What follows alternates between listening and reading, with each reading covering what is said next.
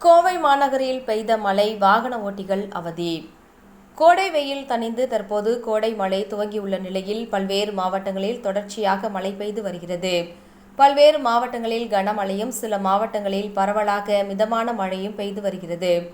கோவையில் கடந்த ஒரு வார காலமாக மாநகர் மற்றும் புறநகர் பகுதிகளில் நாளொன்றுக்கு சுமார் 1 மணி நேரத்தில் இருந்து 2 மணி நேரம் வரை மிதமான மழையும் ஒரு சில இடங்களில் தொடர்ந்து சாரல் மழையும் பெய்து வருகிறது.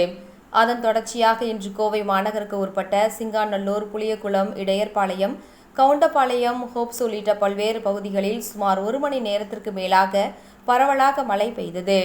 கோடை வெயில் காரணமாக மக்கள் அவதிக்கு உள்ளான நிலையில் தற்போது பெய்து வரும் கோடை மழை குளிர்ச்சியை ஏற்படுத்தினாலும் ஒரு சில இடங்களில் பெய்த மழை வாகன ஓட்டிகளுக்கு சிரமத்தை ஏற்படுத்தியது.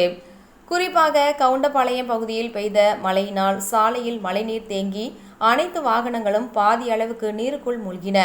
மேலும் அப்பகுதியில் சென்ற வாகன ஓட்டிகளும் கடும் சிரமத்திற்கு உள்ளாகினர்.